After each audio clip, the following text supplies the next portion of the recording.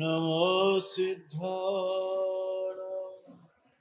नमो आर्याय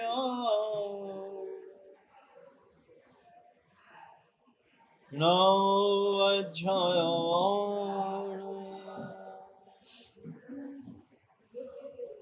नमो लोये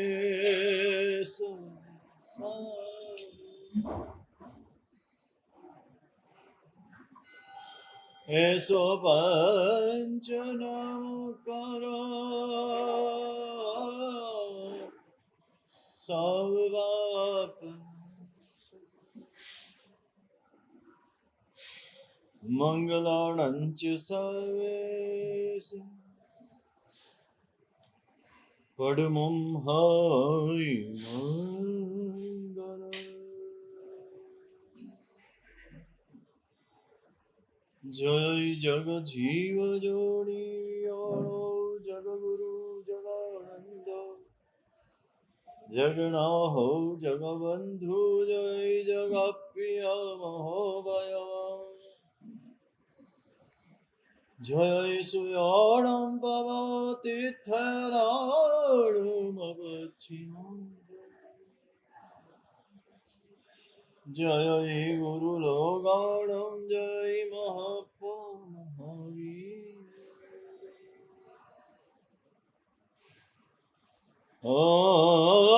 ओंकारं बिंदु संयुक्तं नित्यं ध्यायन्ति योगिनः कामदं मोक्षदं चैव ओंकाराय नमो अज्ञानतिमिरान्धानां ज्ञानाञ्जनशलाकया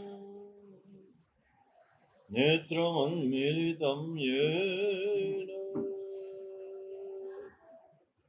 तस्मै श्री गुरवे अचिन्त्य चिन्तामणि कल्पशाखिने विशुद्ध सद्ब्रह्म समाधिशालिने दयार्णवायोर्थितदायिने सदा नमो नमः श्री गुरुदेव नमो नमः श्री गुरुदेव नमो नमः श्री गुरुदेव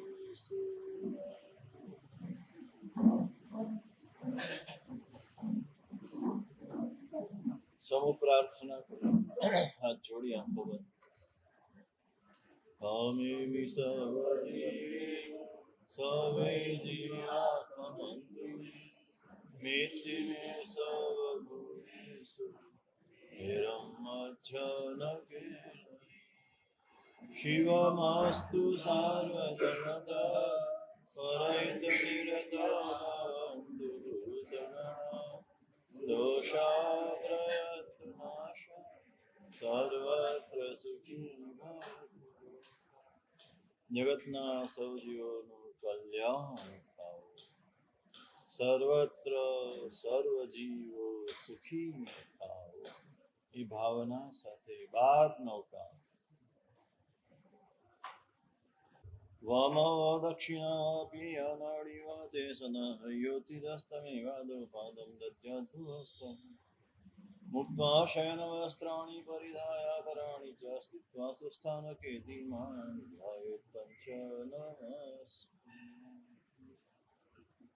अनंत शास्त्रकार भगवान चरित्र सुंदर गणी महाराजा आचार उपदेश ग्रंथમાં ભવ્ય જીવનનો ઉદ્દેશ્ય ભવ્ય આત્માનું જીવન કેવું હોય અને કેવું હોવું સવારથી સાંજ સુધી એની દિનચર્યા કેવા પ્રકારની હોવી એની દિનચર્યા ધર્મ પ્રધાન હોવી જોઈએ આગળ કહી ગયા ધર્મ અર્થ અને કામ ત્રણે સાધવાના છે એકને પણ હાનિ ન પહોંચે તે રીતે સાધવાના છે પરંતુ એ બધામાં ધર્મ મુખ્ય છે એટલે ધર્મ પ્રધાન જીવન હોવું જોઈએ અર્થના મૂળમાં પણ ધર્મ કામના મૂળમાં પણ ધર્મ ધર્મને છોડીને અર્થ કામ નહીં તો ધર્મ પ્રધાન જીવન કેવું હોય તેની વાત કરે છે. સવારે જાગે, બ્રહ્મ મુહૂર્તમાં જાગે. આ વાત કર્યા પછી કેટલાએ થોડા વહેલા જાગવાનું શરૂ કર્યું. મેં વાત કરી તમને, એ બધા જે સમયે જાગતા હોય એના કરતા 5 કલાક, અડધો કલાક વહેલું. યસ, 1, 2, 3. તમે નહીં, એટલે ખાલી સાંભળવાનું જ. ચલો એનો બરાબર. તું તો અહીંયા આવ્યો એટલે વહેલો જાગવું પડે. ઘરે વહેલો જાગે તો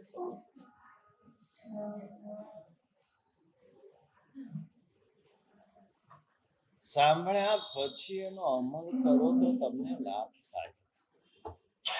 અને આમાં કશું ગુમાવવાનું નથી, કાંઈ મહેનત પણ પડે એવી નથી. માત્ર 15 મિનિટ વહેલા જાગવાનું છે. અને પછી તમને અનુકૂળ આવે 10 દિવસે, 15 દિવસે, મહિને, બીજી 15 મિનિટ. અને એમ કરતા કરતા કરતા આપણે 4, 4:15 એક ટાઈમ ફિક્સ કરવો છે. અજયભાઈ, તમે શરૂ નથી કર્યું? તમે શરૂ કર્યું ફેરફાર? હા, 4 વાગે ચાલુ, બરાબર. જે ઉઠે છે એને એના કરતા વહેલું જાગવાની વાત મેં કરી. વિક્રમભાઈ, તમે ત્યારે ઊંઘમાં હતા એટલે સાંભળ્યું નહીં. જે સમયે જાગે છે, પાછું તમે ભૂલ કરી. ઉઠે છે બોલ્યા તમે, પાછી બીજી ભૂલ કરી. આ જે ટેવો અને આદતો પડી ગઈ છે એને સુધારવાની છે. અને એટલે જ જ્ઞાનીઓ કહે છે કે નાની ઉંમરમાં ધર્મ જાણી લો, સમજી લો, શીખી લો. આ મોટી ઉંમરે પછી ફેરફાર ન થાય. બાકે ઘડે કાંઠા ન ચડે. 4 વાગે જાગતા હોય એને 3:45, 4:15 જાગતા હોય એને 4 વાગે. પણ શરૂઆત કરો, એક શરૂઆત. જાગે એટલે નમોર્યંતાણમ સાથે જાગે. બંને ક્રિયા સાથે થવી જોઈએ. હવે જાગ્યા પછી પહેલો પગ પલંગમાંથી નીચે ઉતરે. પથારીમાં બેઠા બેઠા નવકાર ગણવાના નથી. આજે મોટા ભાગના ભૂલ કરે છે. પલંગ ઉપર, બેડ ઉપર, પથારીમાં કે સંથારામાં બેઠા બેઠા નવકાર ગણવાના નથી. એટલે તો કીધું પંચ નમસ્ક્રિયામ પઠન. નમોર્યંતાણમ બસ બોલી પછી એ પથારીમાંથી નીચે પગ મૂકે. તો પેલો કયો મૂકે? તો કે એ નાડી ચાલતી હોય એ મૂકે. હવે મેં એક વાત કરી હતી કે નાડી બદલી શકાય છે. આપણી સૂર્ય નાડી ચાલતી હોય ને ચંદ્ર નાડી કરવી હોય, ચંદ્ર નાડી ચાલતી હોય ને સૂર્ય નાડી કરવી હોય તો કરી શકાય છે. આ બધું આપણું પ્રાચીન વિજ્ઞાન છે. પ્રાચીન વિજ્ઞાનની આગળ આજનું સાયન્સ કશું જ નથી, કશું જ. તમે બધા આજના સાયન્સના વખાણ કરતા હો, પણ પ્રાચીન વિજ્ઞાન પાસે જે છે, અહીંયા આમ દબાવો અને તમારું માથાનો દુખાવો શાંત થઈ જાય. આ પ્રાચીન વિજ્ઞાન છે. કોઈ પણ ચીજ એટલે નામ પછી આપણે આ પ્રાચીન વિજ્ઞાન છે. આજના વિજ્ઞાન પાસે આ કશું નથી. એક એક ચીજ તમે જુઓ, એમાં પણ આ નાડી વિજ્ઞાન. શુભ કામ, શાંત કામ કરવું છે જો ચંદ્ર નાડી ચાલતી હોય ત્યારે કરવું. કોઈ ઉગ્ર કાર્ય કરવું છે તો સૂર્ય નાડી ચાલતી હોય ત્યારે કરવું. પાણી પીવું છે તો ચંદ્રનાડી ચાલતી હોય ત્યારે પીવાનું. ભોજન કરવું છે તો સૂર્યનાડી ચાલુ હોય ત્યારે કરવાનું. આપણા આર્યાવર્તની અંદર બપોરનું ભોજન ભરપેટ કરવાની વાત છે. અને જૈન ધર્મમાં તો એક ભત્તમ છે ભોજળમ, એકાસણું જ છે. અને એકાસણું બપોરે જ હોય, પાછું નવકારથી એકાસણું ન થાય. અત્યારે ચાલ્યું છે પણ બરાબર નથી. શરીર વિજ્ઞાનની દ્રષ્ટિએ પણ બરાબર નથી, આરોગ્યની દ્રષ્ટિએ પણ બરાબર નથી. સવારે હોજરી ઠંડી હોય, ધીરે ધીરે ધીરે ખુલે. એટલે સવારે નવકારસી બહુ અલ્પ કરવાની કીધી. દૂધ જ હતું આપણે ત્યાં, ચા કોફી તો હતા જ નહીં. ગાયનું દૂધ અત્યારે ગ્લાસ આવ્યા તો ગ્લાસ, પેલા તાસળી હતી તો તાસળી, એ ભરીને સરસ મજાનું ગાયનું દુગ્ધપાન કરે સવારે. બસ પૂરું, નવકારસી પૂરી. પછી બપોરે કકડીને ભૂખ લાગે. પેલા શેઠે દીકરાને કીધું તું, દીકરો મારા જેવો મૂર્ખ, એટલે સમજ્યો નહીં. શેઠે કીધું તું રોજ મીઠું ખાવાનું. પારમિત, તારા પપ્પાએ તને કીધું કે રોજ ગળ્યું ખાવાનું. પારમિત તો ખુશ થઈ ગયો, એને ગળ્યું બહુ ભાવે. એ રોજ ઘરે મીઠાઈ બનાવીને ખાવા લાગ્યો. બાપા પૈસા મૂકી ગયા હતા. બાપાના પૈસે તો આગળથી ના કરવાના. હવે રોજ ગળ્યું ખાય એટલે શું થાય? માંદો. ત્યારે ડાયાબિટીસ નતું, હતું જ નહીં. માંદો પડે. હવે માંદો રહેવા લાગ્યો, કફ પ્રકૃતિ થઈ ગઈ. બીજી પણ શિખામણો આપી હતી શેઠે દીકરાને, બીજી પણ શિખામણો આપી હતી કે દુકાને હંમેશા છાંયડે જવું, છાંયડે આવું. બીજી શિખામણ હતી, રોજ ગળ્યું ખાવાનું. 4 શિખામણ હતી. પણ એને એ પ્રમાણે કરવા લાગ્યું. છાંયડે જાય, છાંયડે આવવું. હવે જવું તો પડે દુકાને. બપોરે શું કરવું? એટલે ઘરથી દુકાન સુધી આખું છાપરું કરી દીધું. તમે લગાડ્યું ને છાપરું, પણ આ બાજુ ખુલ્લું છે એટલે એનું પાણી બધું ત્યાં આવે.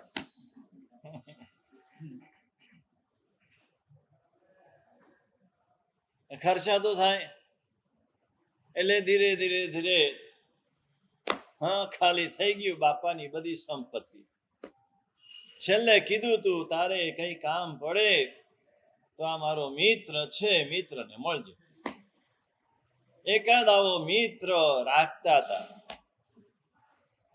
જે સમજુ હોય, ખરેખર ડાયો હોય, દોઢ ડાયો ન હોય. પાછું વિક્રમભાઈ દોઢ ડાયા કામના નહીં, ડાયા કામના.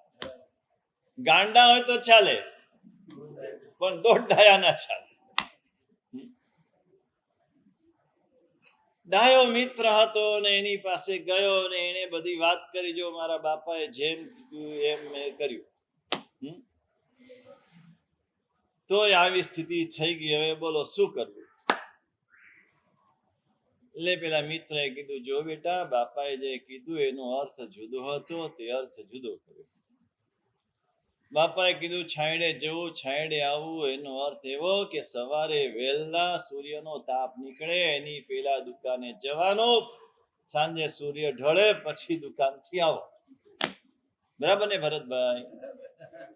કે નહીં? આજના તમારા સંતાનો 10 વાગે ને 11 વાગે ને 12 વાગે જાય દુકાને, શું થાય?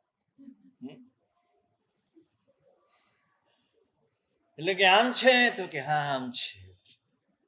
પછી કે ગળ્યું ખાવાનું શું? તો કે અરે તને ગળ્યું ખાવાનું નથી કીધું, તને એવું કીધું કે કકડીને ભૂખ લાગે ત્યારે સૂકો રોટલો ખાય તોય તને મીઠો મધ જેવો લાગે. આવું હતું. મેં તો રોજ શીરો પૂરી ખાધા છે. ત્યારે દૂધપાક બાસુંદી નતા, પણ શીરો પૂરી હતા. રોજ શીરો પૂરી ખાધા. આલા ગાંડા. તો કે હવે શું કરવું? તો કે બાપા જો આમાં લખી ગયા છે કે કામ પડે ને એટલે આ જગ્યાએ જવાનું.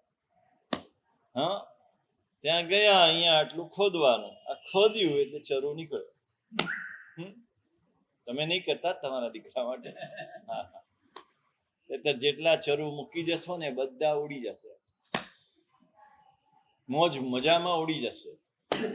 સંતાન માટે આજે કશું મૂકી જવા જેવું નથી, અને બધું પાપ તમને લાગશે પાછું. તમે જે મૂકી ગયા હશો ને એ જે જલસા કરશે, તમે એના માટે મૂક્યા એટલે પાપ તમને લાગશે, જલસા એ કરશે. અને એના નસીબમાં હશે તો રહેશે, નસીબમાં નહીં હોય તો ઉડી જશે. ના, બિલકુલ નહીં. તમારી ફરજ કેટલી કે સંતાનને તમે જન્મ આપ્યો એટલે પાળી પોષીને મોટો કરવાનો, એના આરોગ્યનો ખ્યાલ કરવાનો, એને ભણાવવાનો, ગણાવવાનો, એને વ્યવહારનું વેપારનું જ્ઞાન આપવાનું, એને વેપારે કે નોકરીએ લગાડવાનો, એના લગ્ન કરાવવાના. બસ પૂરું. એને ઘર આપવાની જવાબદારી પણ તમારી નથી. તમે બજાવો છો એ વાત જુદી છે. તમારું જે ઘર છે એનું જ છે. પછી એને નવું લેવું હોય તો એ જાણે, પછી એને કરવાનું છે. માતા પિતાની ફરજ માત્ર આટલી છે, વધારે ચિંતા કરવાની નથી.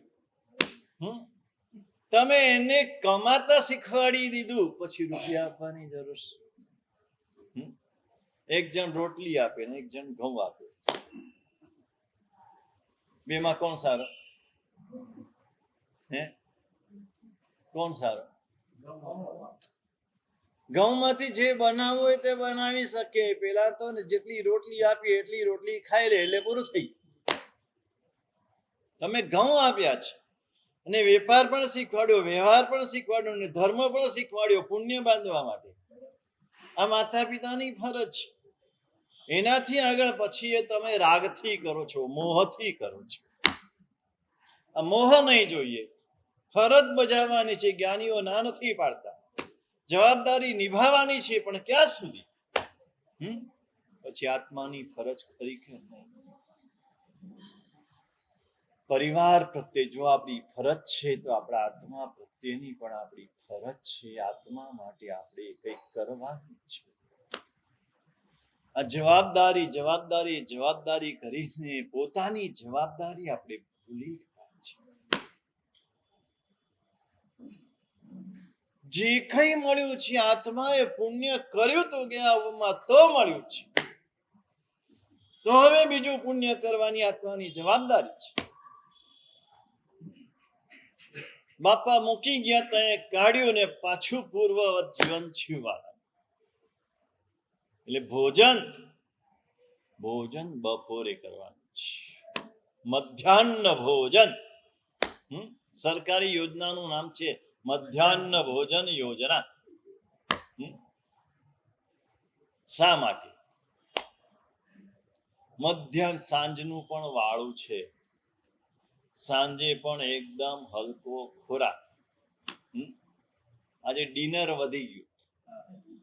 બીમારીના ઘણા બધા કારણોમાંના એક કારણ આ છે, ડિનર વધી ગયું. અને આપણા ગુજરાતીને ત્યાં તો સાંજે એકાદ વસ્તુ બનાવતા. ભાખરી શાક બનાવ્યા હોય તો ભાખરી શાક, ઓસામણ ભાત હોય તો ઓસામણ ભાત, ખીચડી કઢી હોય તો ખીચડી કઢી. હજી મુઠિયા ઢોકળા નહીં બોલું, એ પાછળથી આવે. હા, પેલા તો આ જ હતું. હા, મુઠિયા ઢોકળા, હાંડવો. ભરતભાઈ હાંડવો સામી વાત્સલ્ય કરવાનું તમારે. ક્યાં ગયા? હા, આ બધી બેનપણી તો કરો બધાને. કરવાનું છે ને, એટલે અમે હોઈએ ત્યાં સુધી કરીએ.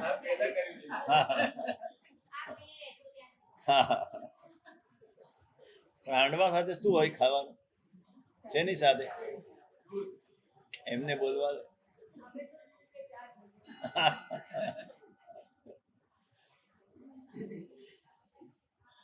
આ બધું નતું. એટલે સાંજનું વાળું, બપોરનું, મધ્યાહનનું ભોજન ભરપેટ, એનું પણ કારણ છે. બપોરે સૂર્ય જેમ જેમ ઉગે, ઉપર ઉપર જાય, બરાબર મધ્યાહને આવે એટલે હોજરી એકદમ સતેજ થઈ જાય.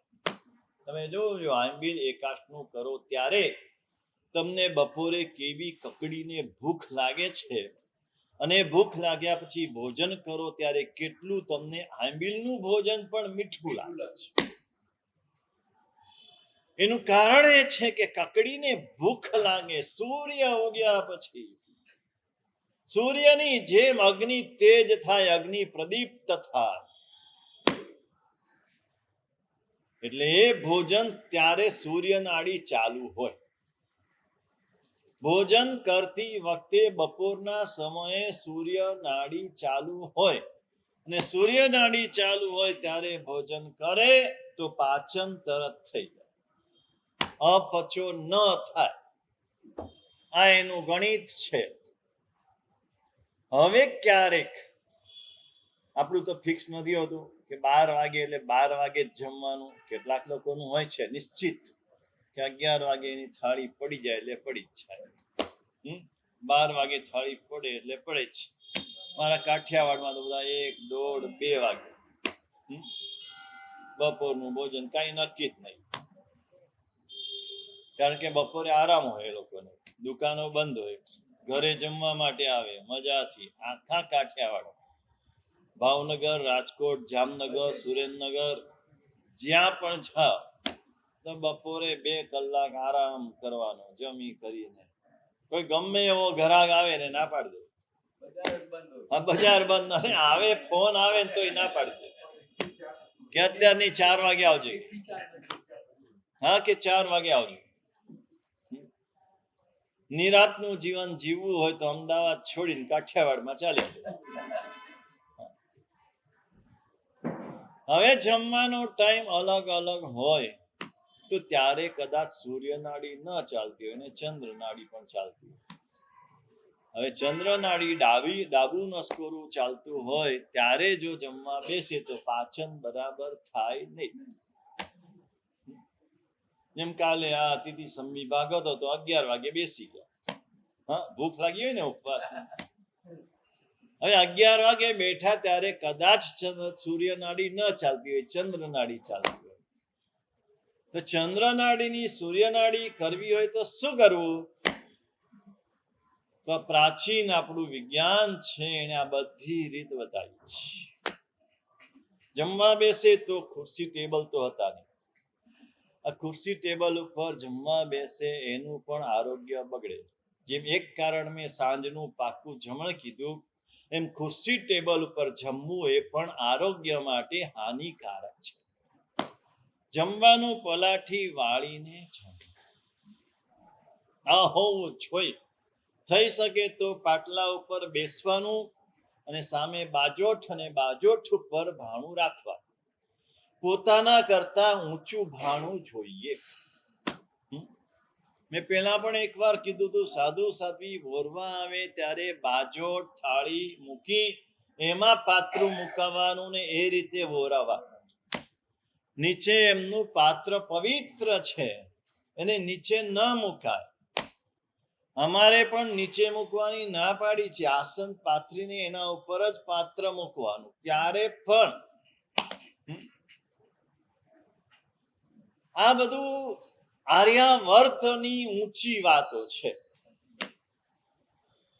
આર્યાવર્તની એક એક વાતો એટલી બધી ઊંચી ને એટલી સમજણપૂર્વકની છે. આ સાયન્ટિફિક છે, બધું પ્રાચીન વિજ્ઞાન છે.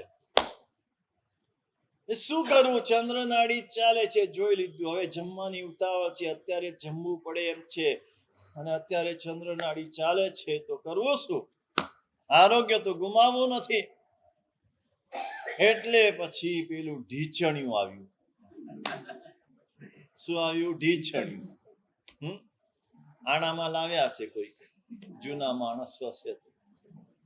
લાકડાનું ઢીચણિયું હોય, પિત્તળનું ઢીચણિયું હોય, ડાબી બાજુના અહીંયા ઢીચણની નીચે અહીંયા મૂકેલું હોય.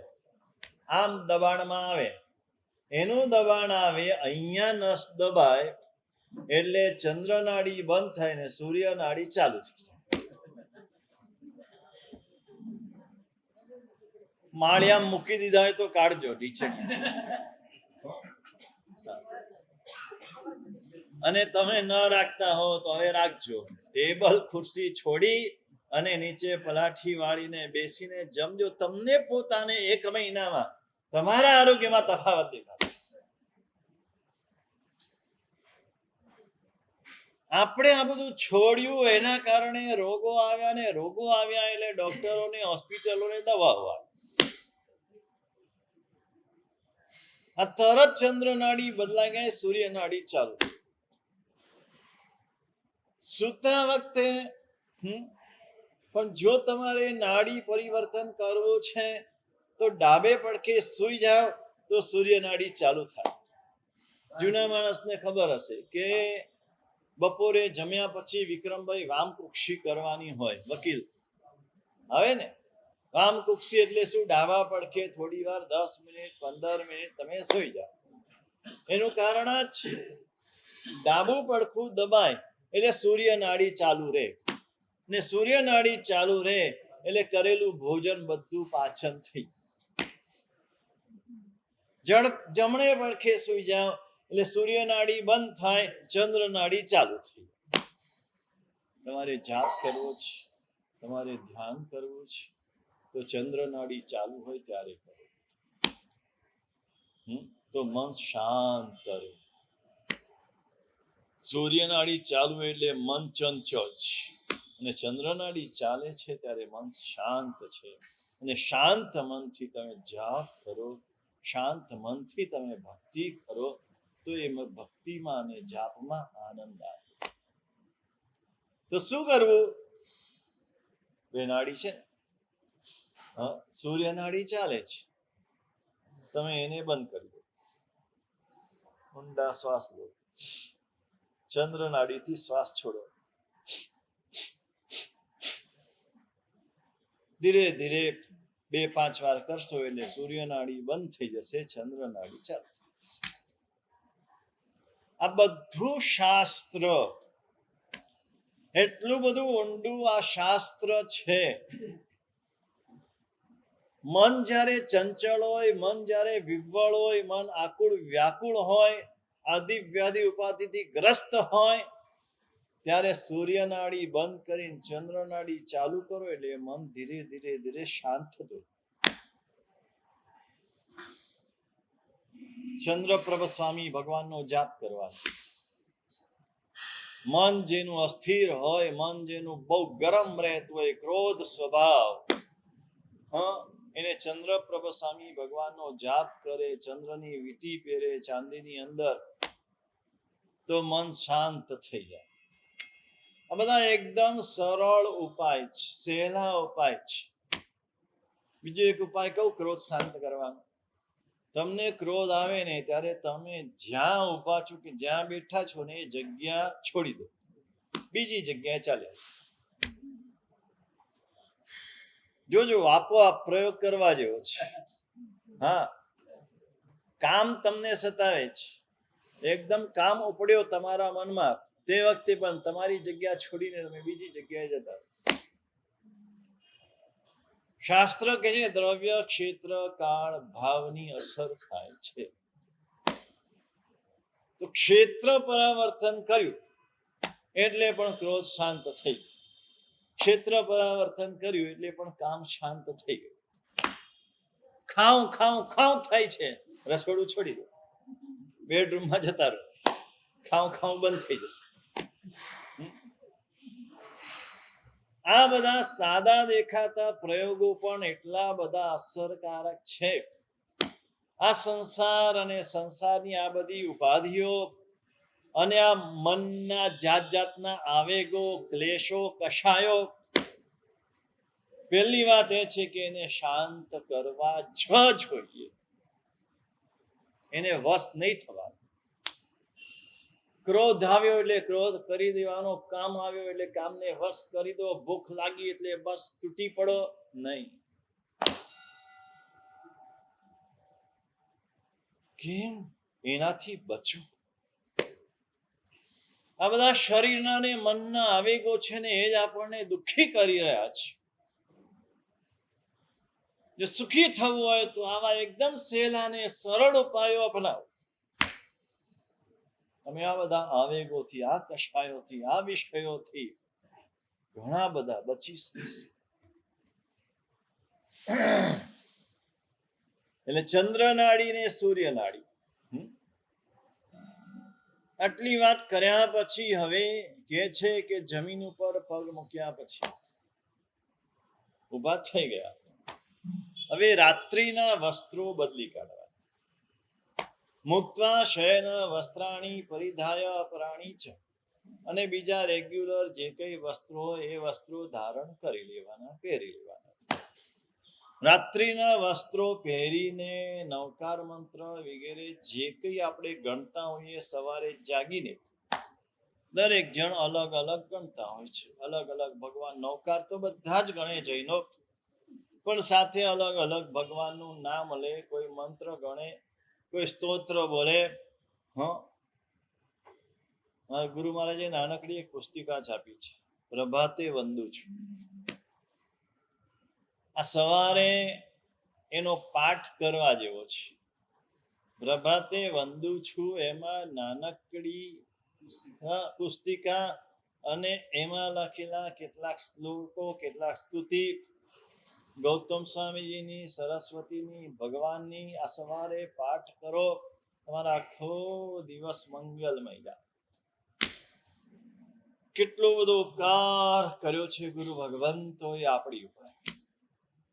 કે આ સંસારી જીવો બચારા આદિ વ્યાધિ ઉપાધિથી ગ્રસ્ત જીવો છે, એને જીવનમાં શાંતિ મળે, એને સુખ મળે. શું કરું, શું કરું, આ ચિંતામાંથી આવું બધું બહાર આવ્યું છે. એમને બહાર પાડવાની જરૂરત શું હતી? આના માટે બહાર પાડ્યું છે. પણ આપણે આ બધું છે ને, આ બધું આજે ભૂલી ગયા છે, છૂટી ગયું છે. આમ સવારથી એવા રૂટીનમાં દાખલ થઈ જઈએ, જેમ દેરાસર આવે એટલે સીધા ગબારામાં ઘૂસી જઈએ. બીજું કાંઈ આપણી નજરે ન પડે. ઉપાશ્રય આવ્યા એટલે સીધા ખુરશી ઉપર, ઈચ્છામી ખમાસમાં. મારા સાહેબ શું કરે છે, શું નહીં, કાંઈ લેવા દેવા નહીં. ઉપાશ્રય આવ્યા એટલે પહેલા ગુરુ મહારાજ પાસે જ છે, બીજું બધું પછી. કોઈ પણ કામ માટે આવ્યા, પ્રતિક્રમણ માટે આવ્યા, સામાયિક માટે આવ્યા, ઔષધ માટે આવ્યા, એમને કોઈ કાર્ય માટે આવ્યા, પહેલા ગુરુ ભગવંત પાસે ગયા. વંદનની અનુકૂળતા છે તો પૂરું વંદન કર્યું, નથી તો મધેર વંદાની. સાહેબ સાતામાં છું, સાહેબ સામાયિક લેવું છે, સામાયિક સાહેબ પ્રતિક્રમણ કરવું છે, પછી પ્રતિક્રમણ. આ તો પ્રતિક્રમણમાં સમય બચ્યો, છેલ્લે 10 મિનિટનો પ્રતિક્રમણ પૂરું થઈ ગયું, શત્રુંજયનું સ્તવન થઈ ગયું. હવે શું કરવું 10 મિનિટમાં? તો કે વંદન કરી આવો, પછાડ લઈ લો. સમયનો સદુપયોગ. આ ખોટું જ. દરેક જીવનના દરેક ઘટનામાં પહેલા દેવ અને ગુરુ. જોજો, તમે પ્રયોગ કરી જુઓ. કોઈ પણ કાર્ય માટે પહેલા દેવને યાદ કરો. કોઈ પણ કાર્ય માટે જાઓ છો, દેરાસર આવો, પરમાત્માના દર્શન કરો. દર્શનમ દેવ દેવસે એક સ્તુતિ બોલો, 3 પ્રદક્ષિણા આપો, જાઓ, તમારું કાર્ય ફતે. કોઈ જાપની જરૂર નથી, કોઈ સ્તોત્રની જરૂર નથી, કોઈ મંત્ર તંત્ર, કોઈ દારા દોરા ધાગા, કઈ જરૂર નથી. કોઈ નવગ્રહ ને નવગ્રહની પૂજાને કઈ જરૂર નથી. આ પરમાત્માની શક્તિ, આ ગુરુની શક્તિ આપણને શ્રદ્ધા જ નથી.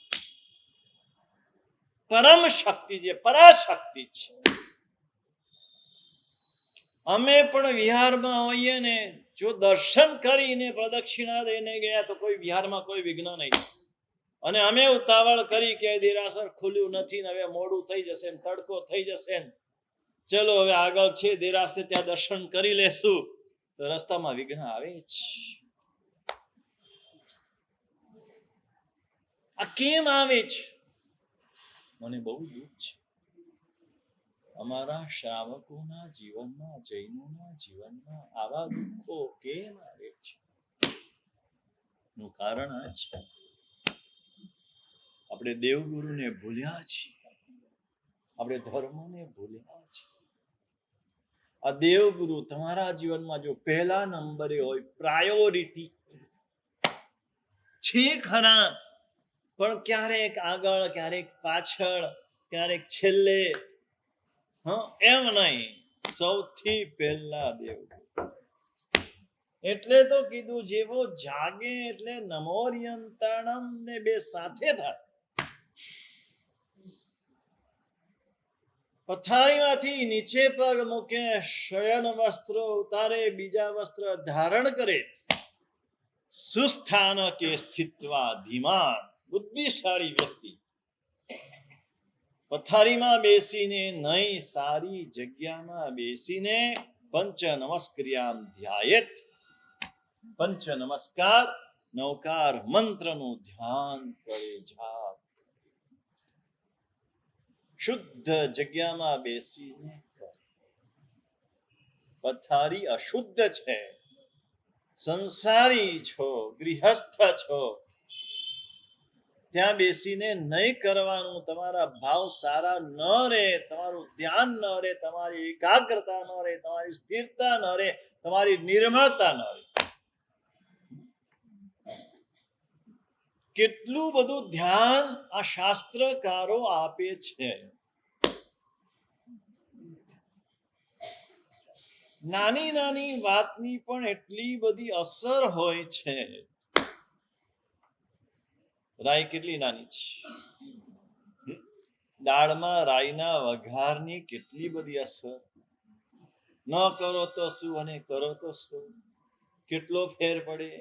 જીરું કેટલું નાનું, જીરું નાખો અને જીરું ન નાખો. મઠના ખાખરામાં તલ નાખેલા હોય ને તલ ન નાખેલા હોય. હવે મઠના ખાખરા ચાલુ થઈ ગયા. શિયાળામાં સારા, ઢીચણ પગ માટે બહુ સારા. તલયુક્ત હોય બાજુ. તલનું તેલ શિયાળામાં, બીજે નહીં તો શિયાળામાં તલનું તેલ ખાવ, આ બધા સાંધાના અને વાની તકલીફો બધી દૂર થઈ જાય. તલ ખાવાના. મેં એકવાર વિહારમાં ઉત્તર ગુજરાતમાં હતા, અને એક ભાઈ સાયકલ ઉપર આખા ભારતના પ્રવાસે નીકળ્યો. સાયકલ ઉપર એ રસ્તા મળી ગયો. એ જ્યાં જાય ને ત્યાં બસ તલનું પેલું કચરિયું ને તલ સાંકળી ને તલના લાડુ ને આજ ખાય. હા, એ કે તલ ખાઈએ ને તો આ પગ ઢીચણ બરાબર ચાલે. તમારે આજથી ચાલુ કરી દેવા. મુખવાસમાં તલ વાપરવાનું. લઈ આવજો ભાઈ તલ. હે શ્રાવિકાઓ તો વરાવશે, એ તો તૈયાર છે બધા. એક એક ઝીણી ઝીણી વાતો. સારા સ્થાનકે, સારી જગ્યામાં બેસીને નવકાર મંત્રનું સ્મરણ કરે. કઈ દિશામાં બેસે, કે પૂર્વ કે ઉત્તર, દિશા પણ નક્કી. પૂર્વ દિશામાં સૂર્ય ઉગે એ પૂર્વ કહેવાય. સૂર્ય પૂર્વમાં ઉગે એમ નહીં, આપણે ઊંધું બોલીએ છીએ.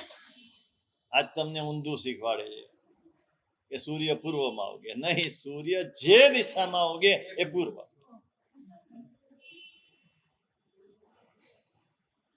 ભગવાન જે દિશામાં હોય એ દિશા આપણા માટે પૂર્વ અને ઉત્તર.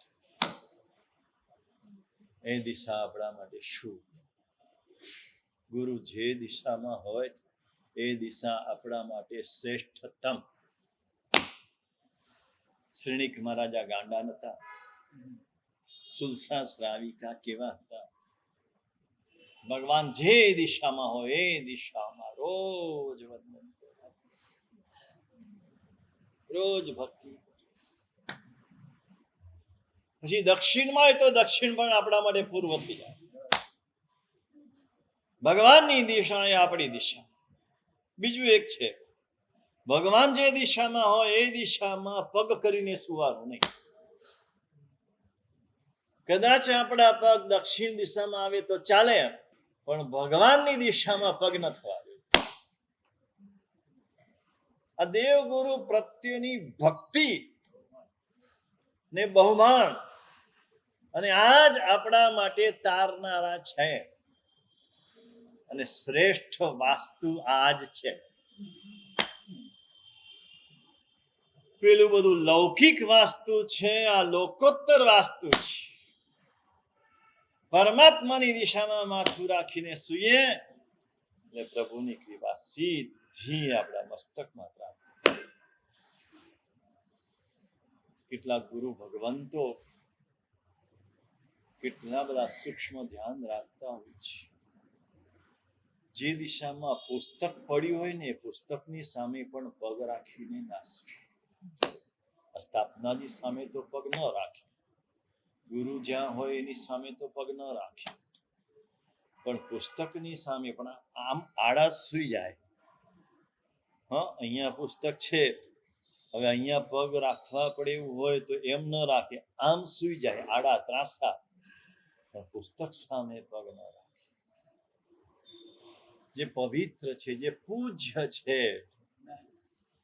આ પૂજ્યની પ્રત્યેની પૂજ્યત્વ બુદ્ધિ એ તારનારી છે. અને પૂજ્ય પ્રત્યે પૂજ્યત્વ બુદ્ધિ ન હોય તો પણ ડુબાડનારી છે. એને અપૂજ્ય માનીએ તો ડૂબે જ, પણ પૂજ્યત્વ બુદ્ધિ ઓછી વતી હોય તો પણ નુકસાન કરે. પૂજ્ય તત્વ પ્રત્યે પૂજ્ય ભાવ હોવો જોઈએ. એટલે પૂર્વ કે ઉત્તર દિશા સન્મુખ બેસી અને નમસ્કાર મંત્ર ગણે, પવિત્ર અંગવાળો શુચિ સ્થાન એટલે પવિત્ર સ્થાનમાં બેસીને જપેત મંત્રમ સમાહિત, નવકાર મંત્ર અને બીજા દેવ અને ગુરુનું સારી રીતે સ્મરણ કરે. એટલે જ્યાં દેરાસરનું સ્થાન હોય, ઘરમાં મંદિર રાખ્યું હોય, એની પાસે બેસી અને સ્મરણ. બેસે તો પણ સીધો ટટ્ટાર બેસે. પલાઠી હોય, અર્ધ પદ્માસન હોય કે પદ્માસન, આ ત્રણ મુદ્રા. કમર સીધી, આ કમરથી વળવાનું નહીં. કરોડરજ્જુ એકદમ સીધી હોય, પાછું આમ અક્કડ ના હોય. તું બેઠો છે અક્કડ છે, આમ અક્કડ ન હોય. અને હાથ આમ ન રાખે, હાથ આમ રાખે. હાથ આમ સીધા રાખે તો ઉપરથી શુભ ઉર્જા સિદ્ધિ પ્રાપ્ત થાય. હાથ આમ રાખો તો ઉર્જા પ્રાપ્ત ન થાય. ઊંધું, બધું ઊંધું પડે. આ બધી નાની નાની વાતો પણ એટલી બધી મહત્વની છે. આ સ્વરૂપે આ મુદ્રામાં બેસીને આંખો બંધ કરીને ધ્યાન ત્યાં રાખીને નવકાર મંત્ર, બને ત્યાં સુધી આંગળી ફેરવે નહીં.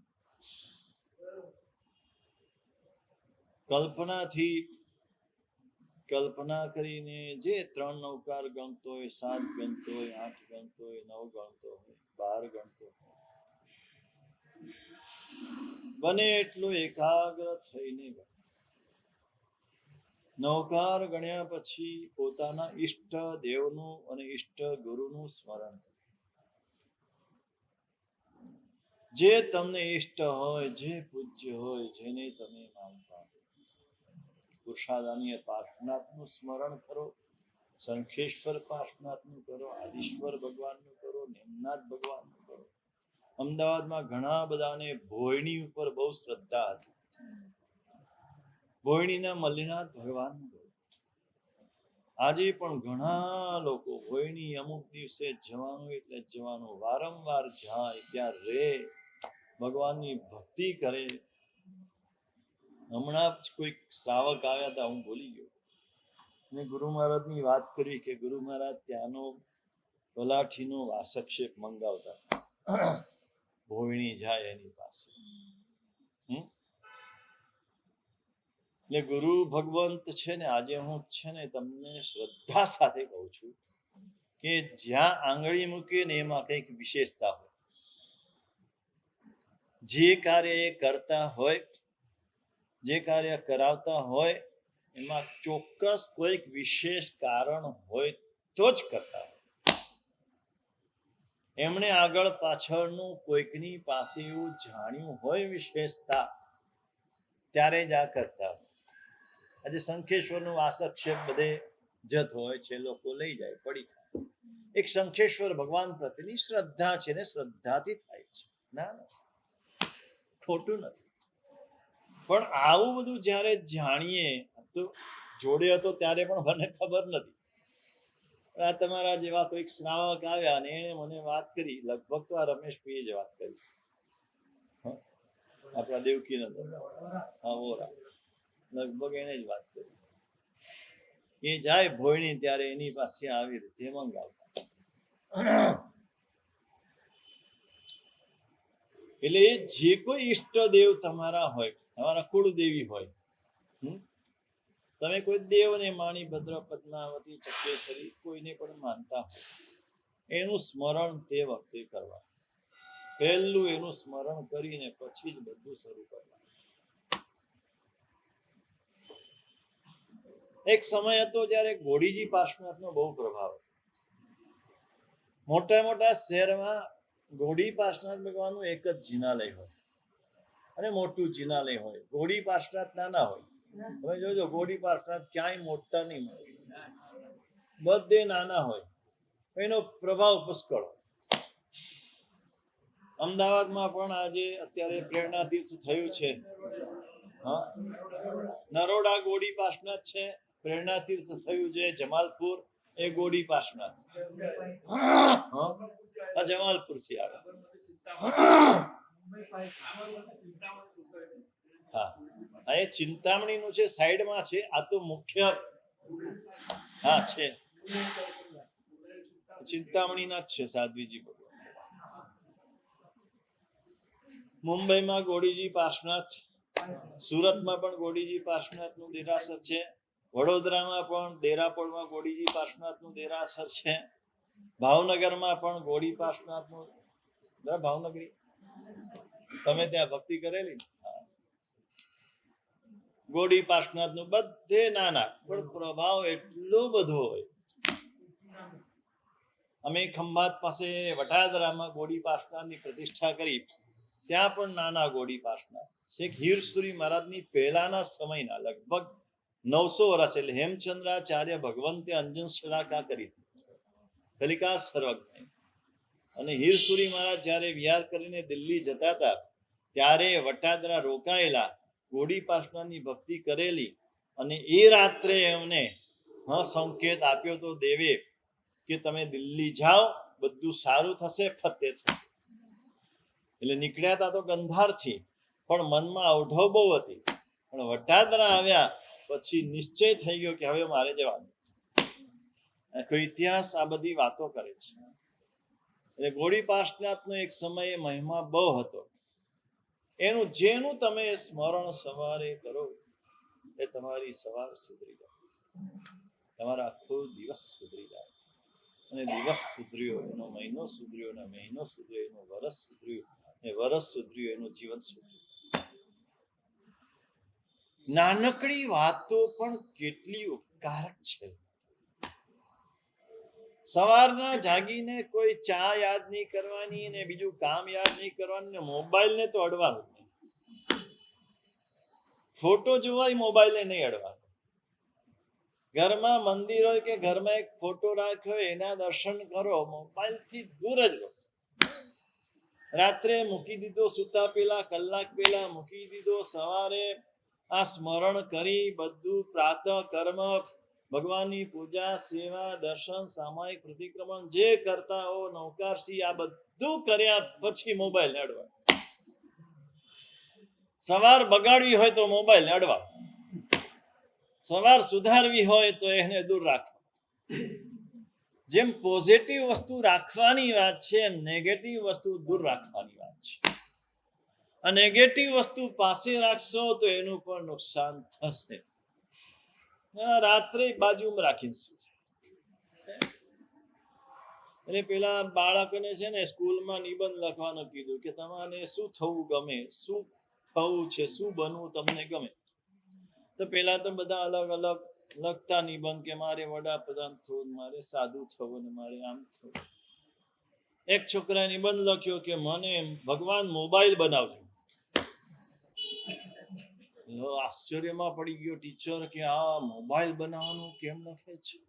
હજી લખવાનો હતો, નિબંધ લખવાનો હતો, એટલું તો ચાલે નહીં કે જો મોબાઈલ બની જાઉં તો મારી મમ્મી મને પોતાની પાસે જ રાખે, મારી ઉપર ક્યારેય ગુસ્સો કરે નહીં, મને ક્યારે મારે નહીં,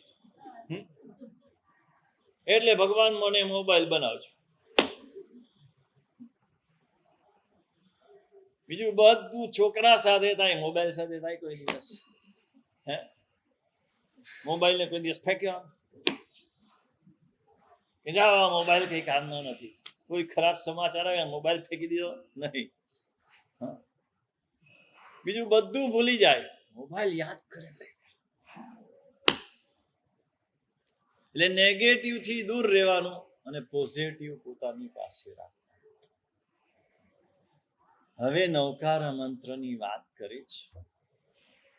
આપણે એક શ્લોક જોઈ લઈએ, કાલે પછી એની વાત કરીશું.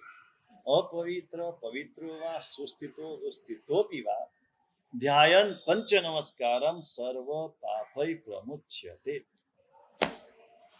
પવિત્ર હોય કે અપવિત્ર હોય, સારી રીતે બેઠેલો હોય કે બરાબર ન બેઠેલો હોય, એટલે મુદ્રા બરાબર હોય કે ન હોય, નમસ્કાર મહામંત્રનું ધ્યાન કરનાર સર્વ પાપથી મુકાય છે.